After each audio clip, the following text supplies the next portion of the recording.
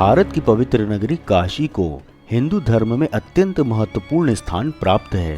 काशी में कुल 84 घाट हैं, जिनमें से कई ऐतिहासिक व पौराणिक महत्व भी रखते हैं तथा उन्हीं में से एक है हरिश्चंद्र घाट, जहां राजा हरिश्चंद्र ने की थी नौकरी।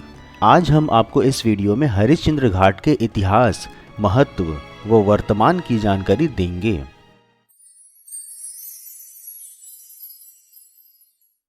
वाराणसी को मोक्ष नगरी भी कहा जाता है, क्योंकि ऐसा माना जाता है कि भगवान भोलेनाथ की नगरी काशी की धरती पर शरीर त्यागने से सीधा स्वर्ग की प्राप्ति होती है तथा काशी के उत्तर वाहिनी गंगा नदी के तट पर शवदाह संस्कार के लिए 2 घाट प्रसिद्ध हैं, जिनमें से एक है मणिकर्णिका घाट व दूसरा है राजा हरिश्चंद्र घाट। काशी का यह हरिश्चंद्र घाट केदार घाट एवं प्राचीन हनुमान घाट के मध्य में स्थित है। हरिश्चंद्र घाट पर हिंदुओं के अंतिम संस्कार रात दिन किए जाते हैं तथा इस घाट का इतिहास राजा हरिश्चंद्र से जुड़ा है। बता दें कि भगवान श्री राम भी राजा हरिश्चंद्र के रघुकुल में ही जन्मे थे। जिस कालू डोम ने राजा हरिश्चंद्र को खरीदा था, उस डोम राजा परिवार के पूर्वज कालू डोम चौधरी थे। कहा जाता है कि ये वही कालू डोम थे जिन्होंने सत्यवादी राजा हरिश्चंद्र को खरीदा था। हरिश्चंद्र घाट के समीप में ही यहाँ के राजा काशी नरेश ने बहुत भव्य भवन डोम राजा के निवास हेतु दान किया था। यहाँ रहने वाला डोम राजा का परिवार स्वयं को पौराणिक काल में वर्णित कालू डोम का ही वंशज मानता है। जानकारी के लिए बता दें कि डोम राजा का ये राजा नाम उनके परिवार ने खुद नहीं रखा था, अपितु जनता ने उनके परिवार को ये नाम दिया था तथा कालांतर में डोम राजा का परिवार धीरे धीरे बहुत बड़ा होता गया और इस समय यह लगभग 150 लोगों का परिवार है, जो न केवल काशी अपितु जौनपुर, बलिया व गाजीपुर के अतिरिक्त अन्य स्थानों पर भी रहते हैं और दाह संस्कार के कार्य कराते हैं। काशी वो स्थान है जहां मृतक को सीधे मोक्ष प्राप्त होता है, इसलिए यहाँ इन डोम राजा का महत्व भी बड़ा है।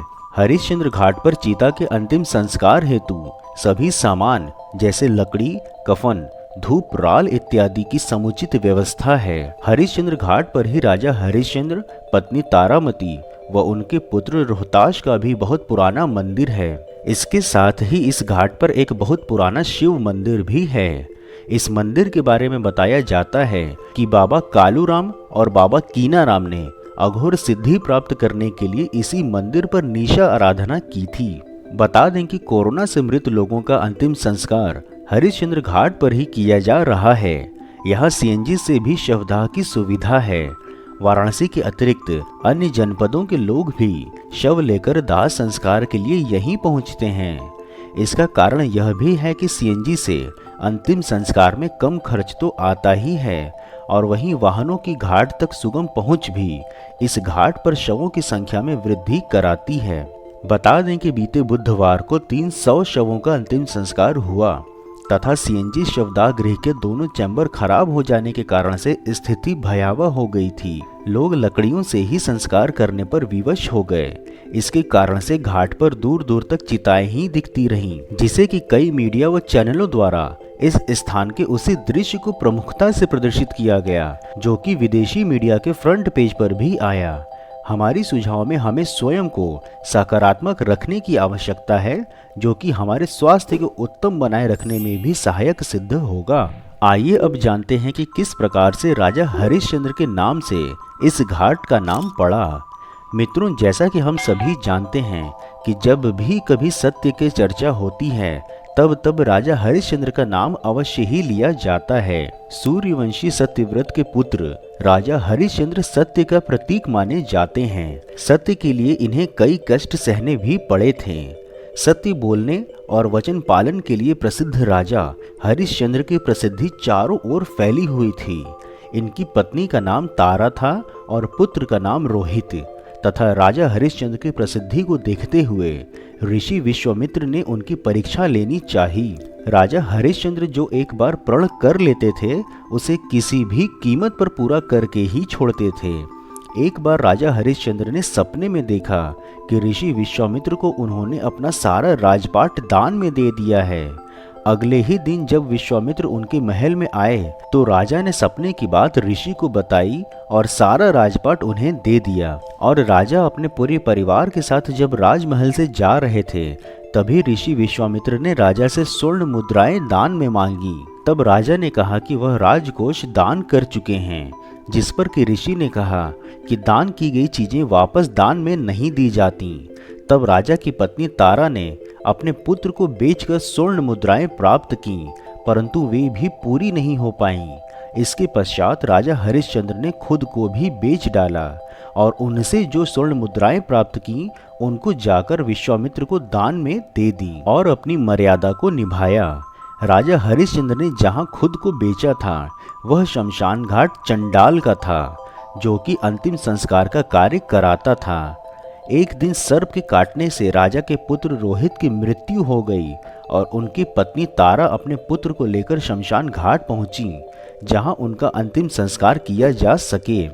परंतु उस समय राजा इसी घाट पर काम करते थे और नियमानुसार घाट पर अंतिम संस्कार के लिए राजा ने अपनी पत्नी को कर चुकाने के लिए कहा। तब उनकी पत्नी तारा ने अपनी साड़ी को फाड़कर कर को चुकाया और अपने पुत्र का अंतिम संस्कार किया। तभी उस समय आसमान से एक बिजली चमकी और उसकी रोशनी में राजा ने अपनी पत्नी का चेहरा देखा और अपने पुत्र का शव देखकर भावुक हो गए। परंतु फिर भी उन्होंने अपना कर्तव्य निभाया। अपने परिवार की ऐसी हालात को देखकर राजा को अंदर से हिलाकर रख दिया।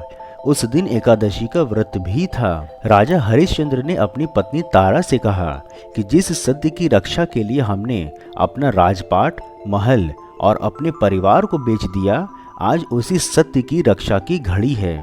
तब आसमान से आकाशवाणी हुई और भगवान स्वयं प्रकट हुए। भगवान ने कहा कि हे राजा हरिश्चंद्र, तुमने सत्य को अपने जीवन में आदर्श रूप में स्थापित किया है। तुम इतिहास में अमर रहोगे और सत्य के साथ रहते हुए तुम हर परीक्षा में जीत जाओगे। राजा ने ईश्वर से कहा कि हे प्रभु, यदि वास्तव में मेरे कर्तव्य निष्ठा और सत्य के प्रति समर्पण है तो इस स्त्री के पुत्र को आप जीवन दान दीजिए। इतना कहने पर ही रोहित जीवित हो उठा और ईश्वर ने संपूर्ण राजपाट भी उन्हें सौंप दिया तथा राजा हरिश्चंद्र जिस घाट पर काम करते थे वह कालांतर में काशी के इस राजा हरिश्चंद्र घाट के नाम से प्रसिद्ध हो गया। वहीं लोकसभा चुनाव के समयावधि में पीएम मोदी के प्रस्तावक रहे डोम राजा जगदीश चौधरी उसी डोम राजा के परिवार में से ही एक थे, जिनकी मृत्यु पिछले वर्ष ही हुई एवं उन्हें श्रद्धांजलि रूप में 5001 दीप अर्पित भी किए गए थे, जिसमें कि पीएम मोदी ने भी भाग लिया था। मित्रों, वीडियो में दी गई जानकारी यदि पसंद आई हो तो वीडियो को लाइक व शेयर अवश्य करें। यदि कोई सुझाव हो तो हमें कमेंट बॉक्स में लिखें तथा चैनल पर नए हो तो चैनल सब्सक्राइब कर हमारे मनोबल में वृद्धि अवश्य करें। भगवान भोलेनाथ से हम सबकी उत्तम स्वास्थ्य की कामना के साथ नई वीडियो में पुनः मिलने का वादा करते हैं। तब तक के लिए जय हिंद, हर हर महादेव।